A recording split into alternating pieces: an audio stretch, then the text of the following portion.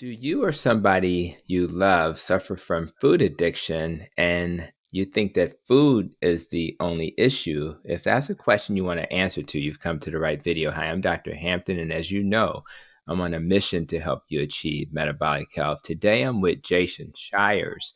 Jason is the host of the Misunderstanding of the Mind podcast. He's also a certified transformative coach and psychotherapist, and he has expertise in addiction and mental health, and he's going to be the guest on podcast episode number 139. So I thought it'd be nice to ask him a simple question. If I'm suffering from food addiction, is it all about the food or do we need to dive a little deeper? What do you think about that, Jason? Yeah.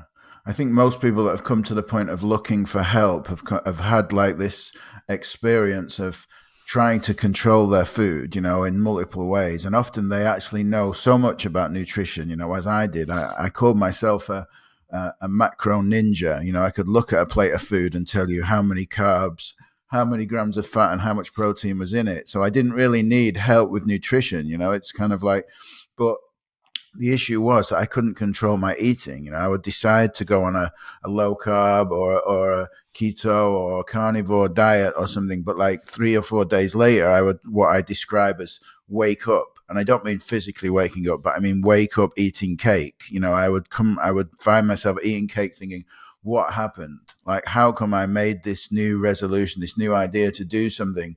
And I just found myself going back to the old thing. So really, like, food is the solution. It's not the problem. It's the solution to a deeper misunderstanding of our own internal makeup, how our mind works, how we perceive ourselves in relation to the outside world, and how we perceive our reality, our world, and kind of like what is in that gap. Like, I am overweight, but I need to be slim to be okay, or I am broke and I need to be rich to be okay, whatever that is. So it's really looking at that, like that deeper issue that food is just a mask for. It's just a coping mechanism for, when there's an internal dis-ease, you cannot control it at the level of behavior with food, because your habit to fix your internal world will always be more powerful, than just making a resolution to change at the behavioral level.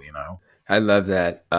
This reminds me of people I've had on my podcast, particularly Dr. Joan Iflin, who wrote the book on processed food addiction. And what she found is that the neurons in your brain that are the addictive neurons, they go dormant, but they wake up quite easily when you drive by your favorite donut shop, right? So if you don't address if you don't address what's going on in your mind, low carb, keto, carnivore, it won't fix everything. You got to deal with what's above your neck first. And I think that's a nice, powerful message. So for all those who are out there struggling with food addiction, understand it's not just about the food, and it kind of is and it isn't.